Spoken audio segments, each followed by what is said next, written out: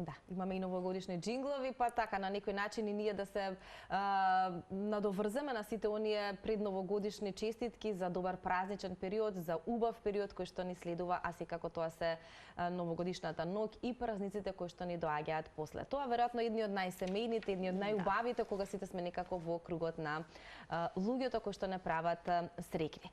А во нашиот круг во утринска на Телма, секако тука се и нашите дописници и многу често веројатно и на линковски вклучувања и преку разни прилози сте ја виделе нашата драга Сузана Мицева, која што во утро ќе ја поздравиме ние од студиото, таа веројатно од незиниот дом. Сузана, добро утро. Добро утро. Добро утро. Ви благодариме што го отварате вашиот утрински круг, постојано сите да можеме да се почувствуваме убаво во вашата пријатна атмосфера. Се разбира, се вклучувам од мојот дом, како што гледам дека и вие сте насмејани, па еве ми ја пренесовте таа убава енергија. Драго ни е. Сузана, обично те гледаме во сите оние информации и прилози кои што ни пристигнуваат од Струмица, благодарение на тебе се разбира, и сите работи со кои што нашите гледачи се разбира треба да бидат во тек, но ова утро на еден поинаков начин се поврзуваме и се разбира на уште една интересна тема, но ја користиме оваа прилика во оваа рубрика Утринско будење, кога и ние не се будиме, затоа што сме разбудени многу претходно, туку ги правиме нашите утрински ритуали, што практично многу мина си ги прават во овие мигови во својата кујна, па ќе те прашам и тебе утринските ритуали какви се наутро, особено пред заминување од дома и пред почеток на работниот ден или работните обврски, што е оно кое што најчесто го правиш, сакаш да го правиш и дали воопшто имаш време за таков утрински ритуал наутро? Па секогаш се трудам да станам малку порано од времето кое што ми е потребно да излезам од домот, за да имам простор да се подготвам, така да речеме на рад, да го испијам првото кафе, затоа што навистина ми е потребна таа доза кофеин за да го почнам денот со повеќе енергија. Некако мислам дека не сум имала таква можност, меѓутоа мислам дека сум човек кој што би сакал малку поспоро да тргне од утрото, но не секогаш сме со таков благослов да речам, некогаш навистина мора многу рано да се излегува. Така што се трудам барем половина час порано да станам, за да не ми тргне денот во брзаница. Тоа многу ми значи. Да, не појадувам толку рано, значи така ќе се напијам едно кафе, можеби чаша вода и денот може да почне. Да, Сузана, темпото на новинарската работа си го прави своето и навистина понекогаш деновите, часовите брзо поминуваат и веројатно секој ден од нас би посакал така едно мало затишје што се вели да уживаме сами со себе и со пијалокот. Овој звук што го слушаш? Овој звук е од чајот што ние го подготвуваме. Да, ја правиме ја грееме за чајот, бидејќи и чајот за многу мене е омилен утрински пијалок покрај утринското кафе, за кратко нема да не вознемирува овој звук за да може да се слушнеме. Да, Сузана, споменавме во телефонскиот разговор кој што го имавме дека генерално ова твое вклучување ќе биде посветено на филмот кој што го одбележа месец декември, но верувам за тебе одбележа и оваа 2025 година. Пред да се префрлиме на истиот, само едно кусо прашање, ние во Скопје бевме задушени со магла овој викенд, како беше во Струмица и како е утрово во Струмица, како беше викендов и како е утринава? Па, покрај тоа што Скопје, како можеби најголем град во државата, се мачи со маглата и загадувањето, за жал последниве години и Струмица го има овој проблем. Нема толку многу магла колку што има загадување на амбиенталниот воздух и викендов беше со навистина високи проценти на PM10 честички на метар кубен воздух и беше навистина предизвик да се излезе надвор барем во текот на денот кога има сонце и кога очекуваме да се дружиме со семејството и пријателите, меѓутоа да, многу е загадено и ова е еден сериозен проблем кој што многу не загрижува и нас во Струмица, како и вас во Скопје и претпоставувам дека е проблем на ниво на држава во зимските месеци.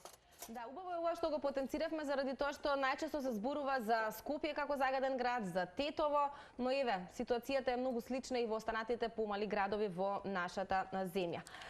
Сузана, декември месец, некаде на почетокот беше промовиран истражувачкиот филм Нелегалните патишта на отпадот, едно твое авторско дело, ќе ни кажеш со кого се го работеше, можеби не сега нели да набројуваме целата екипа, меѓутоа да ги издвоиме позначајните сегменти кои што ја направија изгледа целокупната приказна околу филмот, кој што имаше промоција токму во твојот град?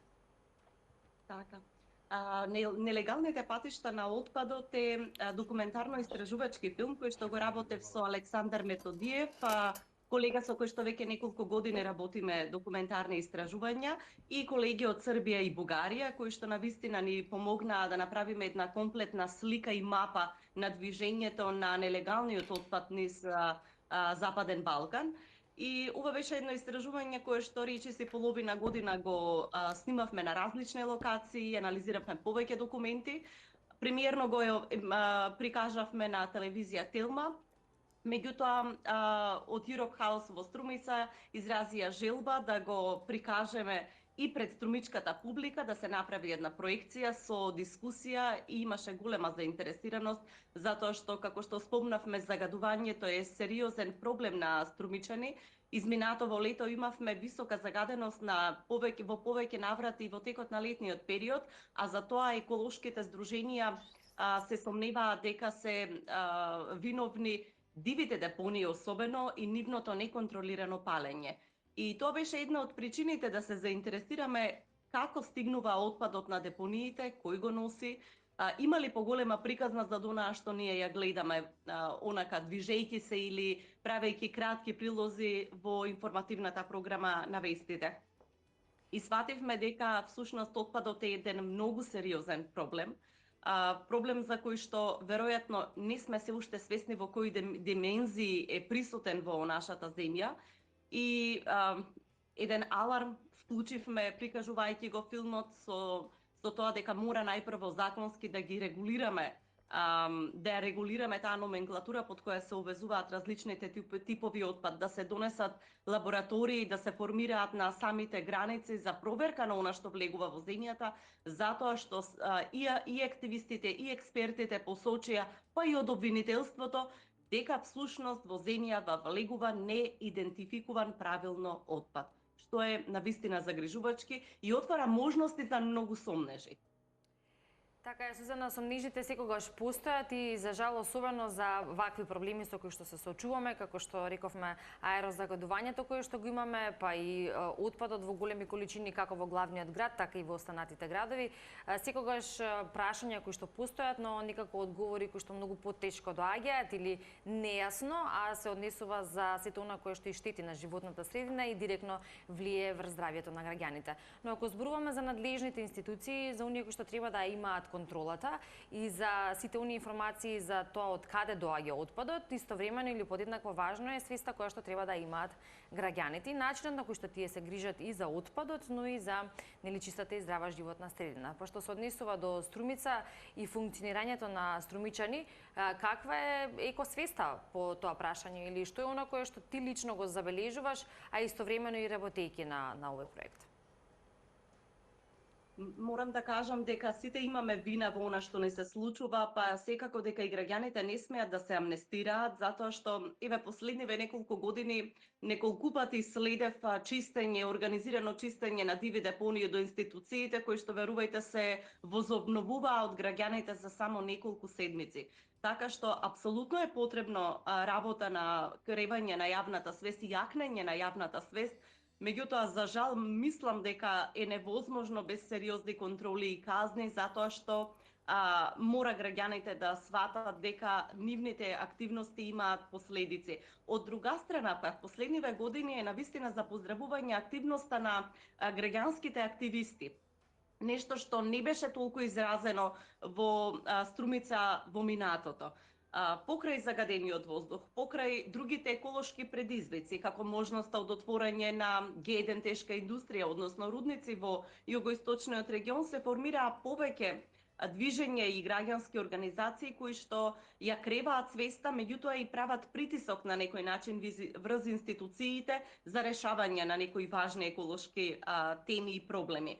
Така што морам да кажам дека од една страна имаме потреба од кревање на свеста, имаме потреба од повеќе активност и контрола од институциите, но од друга страна пак се појавуваат такви микулци на надеж помеѓу граѓанските здруженија кои што ни велат дека граѓаните се свесни за проблемот и дека има лидери помеѓу граѓаните кои што ќе ги постават како главна тема овие прашања и во локалните совети, и во министерствата, па и во собранието кога треба да се носат закони кои што ја засегаат животната средина. Така е, Сузана, затоа сме тука ние новинарите да зборуваме јасно и гласно на овие теми во медиумите. Имаме само што некои 30 на секунди, би сакала да ни кажеш накусто дали си задоволна од оваа 2025-та, дали испраќаш една убава и успешна година за тебе?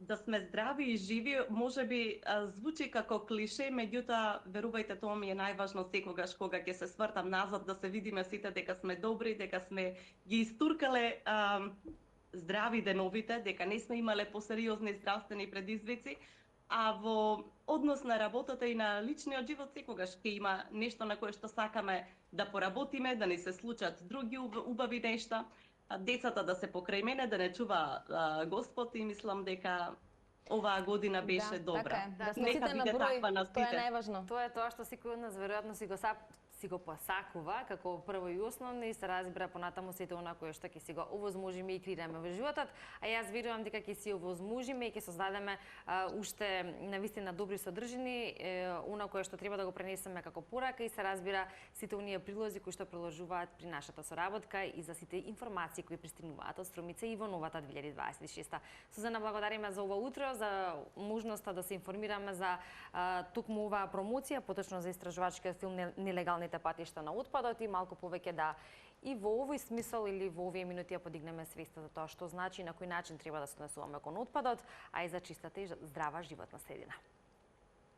Ви благодарам, девојки, за целата енергија со која што и не информирате и не радувате. Поздрав се за убав ден и убава недела која што е пред нас, нова и скоро последна, ако нели знаеме дека веќе следната последна во целост, бидејќи следната среда веќе не пристигнува и новата година. Ќе уживаме во секој миг и во ова предпразнично расположение.